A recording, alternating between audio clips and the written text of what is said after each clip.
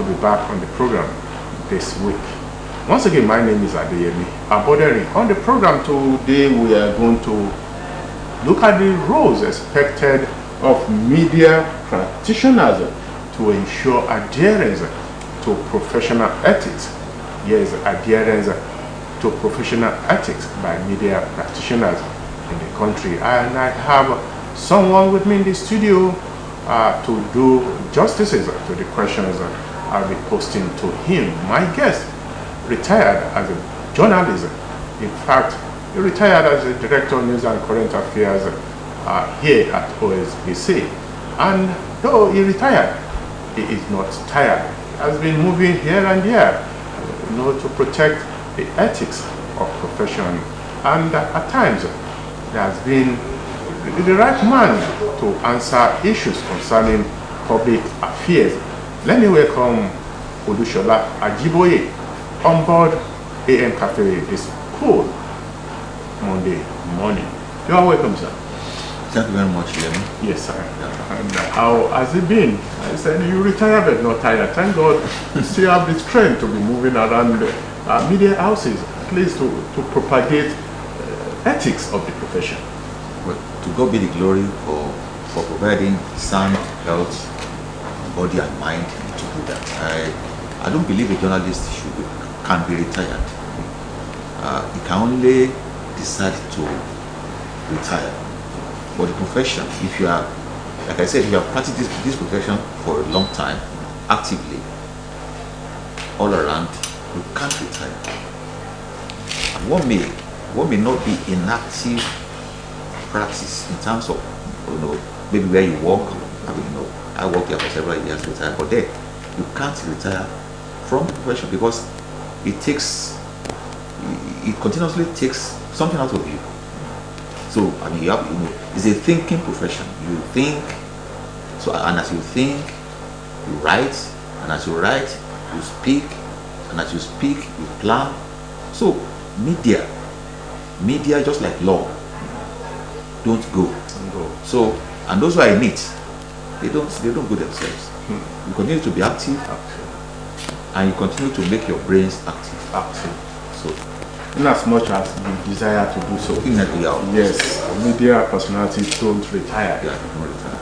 Yes, I agree with you. You continue to tax the brain, and as well as the energy. Because you need the energy to move around. Yeah. But let's move to the question. Adherence to professional ethics by media professionals. How important is it to the practice of the media? Ethics is the foundation of any profession. Now, when you're talking about, there's no problem. Any profession that does not have ethics, is not qualified to be called a profession. There are rules, there are conventions, there are procedures that should guide any profession, and the media is not an exemption.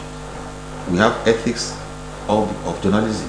A journalist, some of the popular ethics, the common one is that a journalist don't disclose the source of their information. A journalist don't solicit or receive gratifications for performing his or her duties. A journalist don't slant reports to favor one side above the other. A journalist display courage, perseverance and resilience in performance of his duties. And a journalist help to set agenda all the time. A journalist is a model.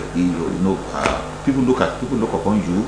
You are a public figure, and therefore a journalist is always very conscious of what he does, what he says. Then a journalist believes only in his name and nothing else. So, and a journalist is apolitical. You only seek to serve the interests of the majority of the people. So, but looking at how media practitioners, those especially journalists, perform their roles, their duties expected of them today, you have mentioned some of the ethics of the profession. You don't take gratification. You don't disclose the source of your information. But if you look around today, can we rightly submit that these ethics have been adhered to? Well, to some extent they are, but to a larger extent they are not, and it is because of the, what I call it, a paradigm shift, or a kind of, but this time around a negative paradigm shift from what we were trained to know, from what we knew, from what we went through, and from what some of us were trained to know, to adhere to, partly as a result of what I call it decentralization of the profession itself, from the core values, from the core practice. We now have the social media, so, and it's an injury, because I always say it, that except the social media is structured, monitored, and effectively curtailed, it is a big minus to journalism. And I don't have any apologies for this, because you nowadays you see all sorts of nonsenses on social media that are not professional. And once what a journalist does is not professional, it is against the ethics. You have to be professional all the time. And when you look at the standard now, even the standard is falling. It has fallen. Standard, well, you say, of course, digital technology is evolved now. One has to be digital compliant, one way or the other. Even some of us who are trained in the analog system will have to migrate one way or the other into the digital world. But then, issue, what we need, what I know about journalism is originality, creativity. Well, as you are creative, you have to be original. Well, there's a lot of creativity now in journalism. We know the digital world has introduced a lot of things. It has granted more access. It has exposed the scope of learning. We all know that. But then, most of modern day journalists now are not original. What you write, what you speak, what you analyze must be original. You can't leave originality, because one of the strongest weapons of a journalist is originality of ideas, and then creativity in terms of putting those ideas for public consumption. So you just have to be original. Unfortunately, most of them are not. Unfortunately, most journalists of today try to be more Eurocentric. They are more Eurocentric, more European than being African. Journalism, like I said, journalism is originality. Even it depends on where you, even the client. There's no way you will tell a British reporter to be less British. As we are trying to be here, as some of us are trying to be here, you can't tell a British reporter to be less British. The way the British reporter writes is in line with the original, the culture, is it? The culture of that, of where it belongs. You can't say that the culture from which you grew up, that nurtured you, and then try to be more European where you're not European, or to be more African where you're not African. And it's unfortunate that while most of us are gravitating towards being, sophistication, more European and not that more Eurocentric, those who are copying are even trying to tap from African wisdom. So it is very important that as a journalist you have to be strongly attached to the culture, to the environment which you belong. Because it is only those who are strongly attached to the environment that can present that environment positively, because you know everything. And that comes to language. Like I said in one forum, that if I want to be a minister of education, as a journalist, I have to look. There's certain things I will compare any would-be student of journalism to do. First of all, a journalist, a budding journalist, an upcoming journalist must study history, even up to well, at least up to part 2. Or in any institution, whether university or whatever, you have to study history up to part 2. You have to study literature up to part 3. Those things are very, very important. And then if you are versatile in languages, well, it's an asset. If somebody can speak the three major Nigerian languages, you know, that candidate should be given an extra mark in the final exams. That you can speak Hausa, speak Igbo, speak Yoruba, speak it is an asset. Because you can't write authoritatively on any issue as a journalist without a deep knowledge of the language. So this is why, and culture. This is why if you send a reporter who is culturally inclined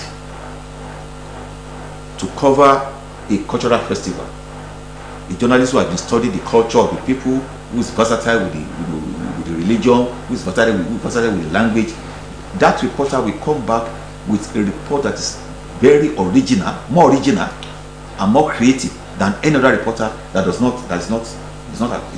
acculturized.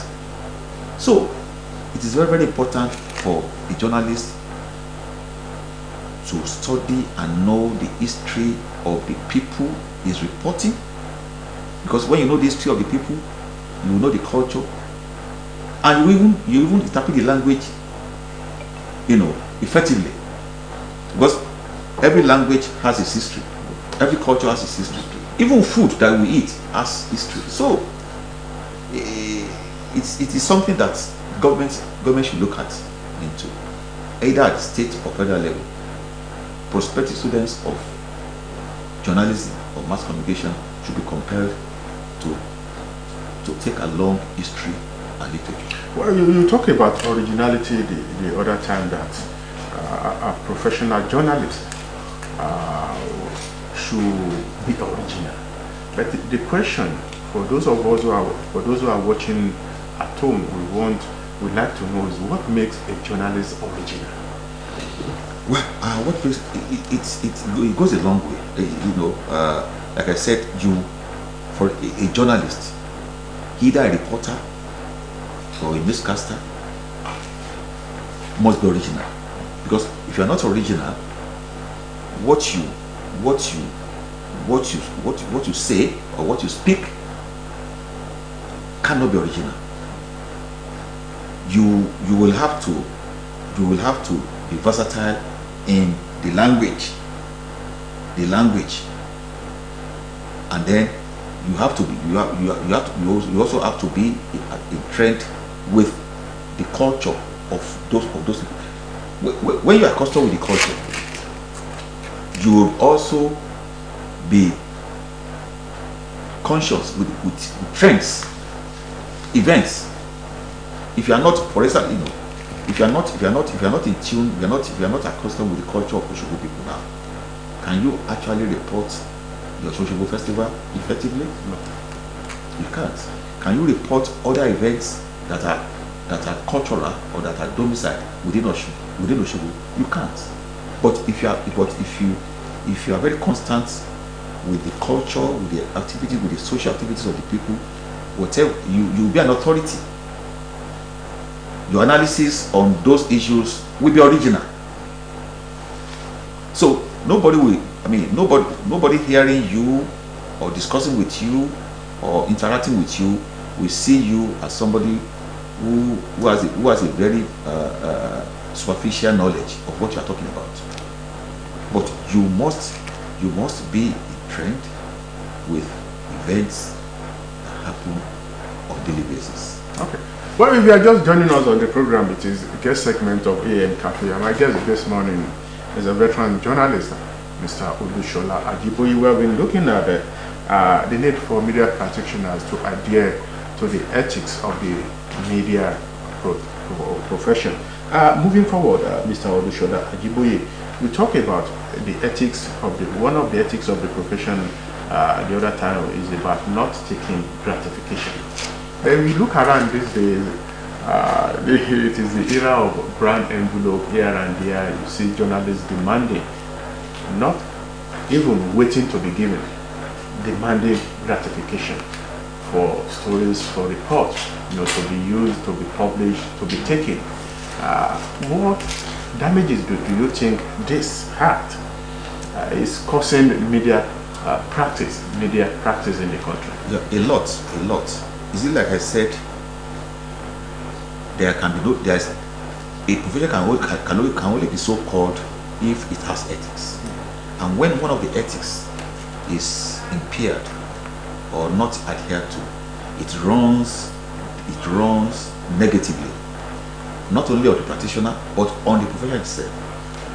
I believe that journalists as creative thinkers or writers should explore that more than any other. I don't believe there's no height anybody can reach that a journalist can't reach.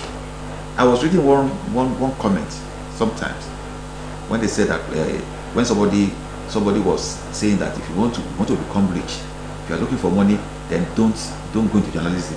I disagreed. Journalists who can think outside the box, journalists who are creative, will make money legitimately.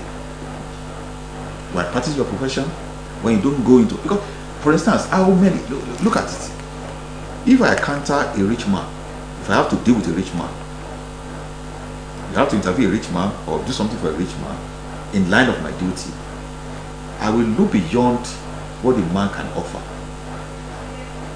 I will talk to myself that even if this man gave me 10,000 naira now, 20,000 naira, what can that do? But what ideas can I sell to this man? What ideas can I market to this man that he will be inclined towards me handling, and in the process I make my money. I make 3 times or 4 times or 5 times or 6 times or 10 times what he will offer me. So journalists should think along the line of creativity. You should think of what you can use, what God has given you the profession to achieve. Think of what you can do, not gratifications. When you deal with a rich man and he knows what you have upstairs, he will respect you, even if you write against him. And it's very important in whatever you do. I may not like you, I may not even be on speaking terms with you, maybe based on your on what you write or your radicalism or whatever, but I will respect you for what you are. That look, Yemi may be a very stubborn person, I may not like him, but I like him for doing, because he knows whatever he does it well. So creativity, thinking about the box, outside the box, will fetch you 10 times what gratification will not fetch you. So why not take that? Why not take that as the only alternative? But don't you think the abysmal level of poverty level is contributing immensely to the way things are degenerating, most especially the issue of gratification among journalists? I agree with you. The economic degeneration of Nigeria, well, it has contributed, because I know that not everybody can match same situations equally. I agree with you. Why somebody will rise above his situation, somebody else may not rise above that situation. But then a professional, not a quack, a professional should think more of the profession he has gone to school to learn. A quack doesn't have anything to offer in Pakistan. He doesn't care. He's not a professional.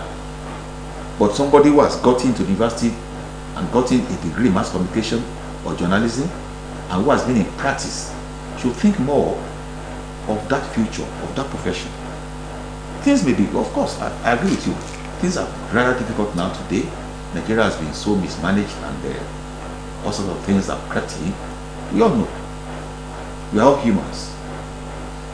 But then at the same time, when you think of what you can do outside what gratification cannot do, then you will now realize that it is even better for you to adhere strictly to your profession and, of course, live within your means. It's very, very important. Whatever you do, whether you're a journalist or a lawyer or a doctor or whatever, when you learn to live within your means, you don't go beyond your capacity, you'll be able to withstand such challenges. What is most important is that is sound health. As long as you have that health of the mind, health of the body, you're good to go. Well, on the final note, Mr. Shola, what roles do you think government need to play in this wise to ensure that media ethics are adhered to, most especially when it comes to those, no doubt, new media has come to stay, and there's no way we can do away with it. It is yet unregulated in Nigeria. Putting everything together, the new media, broadcast media, print media, what roles do you think government need to play at this time to ensure that the ethics they are adhered to? Two roles. Government has to ensure that media establishments under its control are well managed. They are well provided, they are well facilitated, given all the tools for them to perform efficiently, and then enabling working environments are provided for media practitioners. Once a media practitioner, I'm talking of those working in government establishment, once they know that they have a future, that once they do this job, the remunerations will come, and then with their promotion, their expect promotions will come, and then they can be rest assured that even if they retire, their entitlements will be given to them, and then more inroads or more opportunities can be given to them to function even in areas of training and all that. They will not go beyond legitimacy and beyond ethical practice. And once the economy is well run, I said something, when you have an economic downturn, the first casualty is usually the media, because even the media house that thrives on corporate adverts, service adverts, or product adverts will be the first casualty in a bad economy, because investors are hamstrung. When investors don't have money to either expand their industries or to even ensure that those industries survive, then how will they go to media? How will they what kind of advice will they carry to the media? They are already capacitated, and once they are, the media establishments are also affected. So the economy has to be properly run, and those media establishments that are run by government have to be properly managed. And of course, the media itself needs reorientation. The media has to continuously reorientate the public on where they should go, and what even investors, once you have it, okay, once the media industry sells good products, investors will naturally come.